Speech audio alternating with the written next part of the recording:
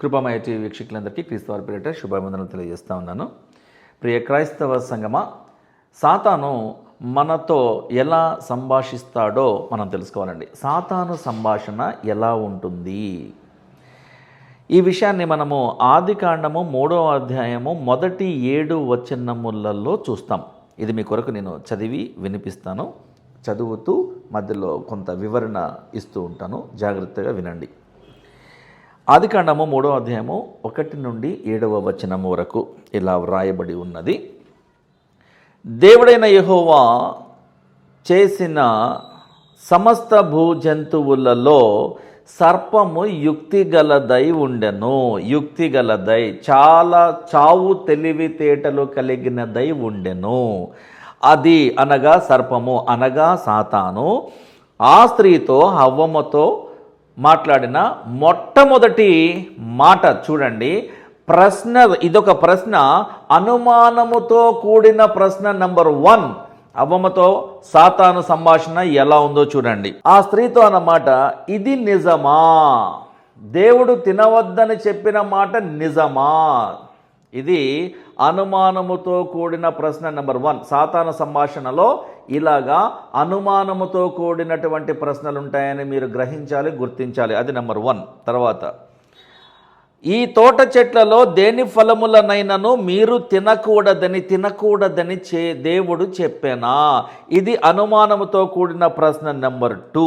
అందుకు స్త్రీ ఏమన్నదంటే, ఈ తోట చెట్ల ఫలములను మేము తినవచ్చును, అయితే తోట మధ్య ఉన్న చెట్టు ఫలములను గూర్చి దేవుడు మీరు చావకుండానట్లు, అమ్మ ఆదాము అవ్వ అనేటువంటి మీ ఇద్దరు కూడా, మొట్టమొదటి నరులైనటువంటి మీరిద్దరు కూడా చావకుండానట్లు, ఆత్మీయముగా చావకుండానట్లు, వాటిని తినకూడదనియు, తినడం సంగతి తర్వాత, వాటిని కనీసం అంటుకోకూడదనియు, ముట్టుకోవద్దనియు చెప్పాను అని సర్పముతో అనగా సాతానుతో అవ్వమ్మ చెప్పింది.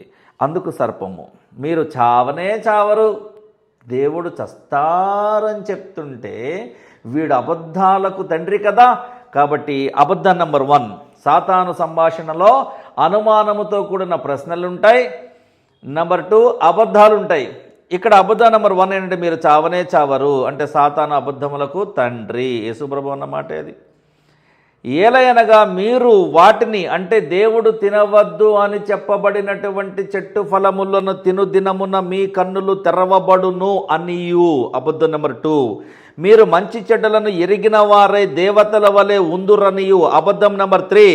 దేవునికి తెలియను అని స్త్రీతో చెప్పగా, స్త్రీ అనగా అవ్వమ్మ గారు ఆ వృక్షము ఆహారమునకు మంచిదియు, కన్నులకు అందమైనదియు, వివేకమిచ్చు, తెలివినిచ్చు, రమ్యమైనదియునై ఉండుట చూసినప్పుడు, అనగా అవ్వమ్మ పాపము చేయుటకు ఎంకరేజ్ చేయబడుతుందనే విషయాన్ని గ్రహించలేదు. సాతాను మనలను ప్రలోభాలకు గురి చేస్తాడు అనే విషయాన్ని ఆమె గుర్తించలేకపోయింది.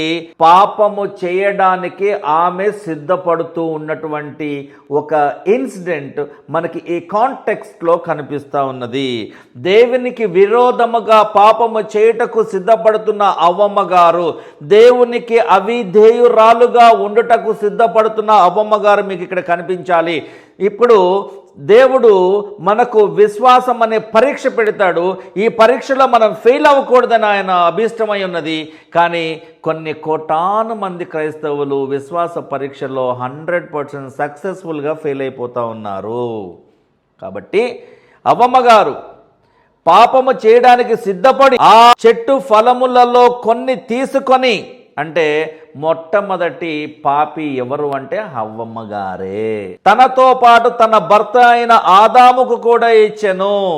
అంటే ఇప్పుడు ఈమెకొచ్చిన రోగము ఆయనకు కూడా అంటుకున్నది. ఈ పాపం అనే రోగము ఆదాముకు కూడా అంటుకున్నది.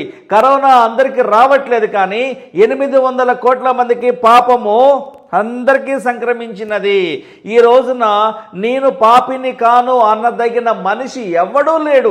మేలు చేయవాడు ఒక్కడు కూడా లేడు, నీతిమంతుడు ఒక్కడు కూడా లేడంటే అర్థం ఏంటి?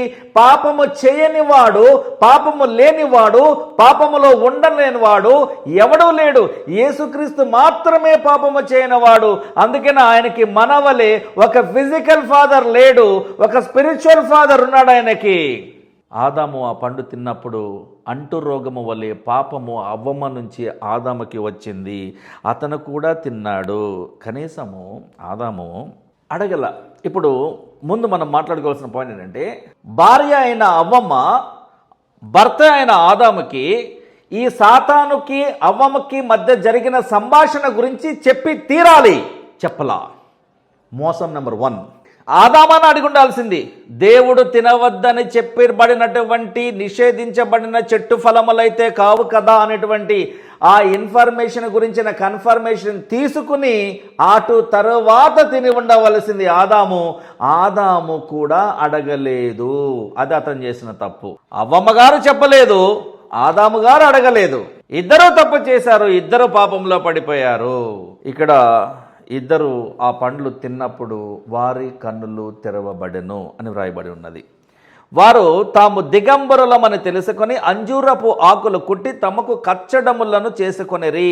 అంటే వస్త్రము వలె ఉండేటువంటి విధముగా ఆ ఆకులతో వారి దిగంబరత్వమును కప్పుకునే ప్రయత్నం చేశారు. ఒక మాట మీకు చెప్తాను మిత్రులారా, God never confuses us, but Satan surely confuses every single personality in the world. దేవుడు సమాధానమునకు మాత్రమే కర్త, అల్లరికి కర్త కాడు. సాతాను అబద్ధమునకు కర్త, మోసమునకు పునాది సాతానే, అబద్ధములకు తండ్రి సాతానే, మోసములకు పునాది వీడే. కాబట్టి క్రైస్తవులారా, మీరు మీ ఇంటి ముందు ఒక బోర్డు పెట్టుకోండి, బివేర్ ఆఫ్ సాటన్ అని పెట్టుకోండి. దాని కింద బీ అవేర్ ఆఫ్ జీసస్ అని పెట్టుకోండి. ఈ విధంగా కూడా మీరు సువార్తను ప్రకటించే వారిలో ఒకరై ఉండవచ్చు. Beware of Satan and be aware of Jesus. యేసును తెలుసుకోండి, సాతానుతో జాగ్రత్తగా ఉండండి. బివేర్ ఆఫ్ డాగ్స్ అని పెడుతున్నారు కదా, కుక్క లేకపోయినా పెడతాడు ఆయన, ఎవరు రాకూడదని ముందస్తు జాగ్రత్త.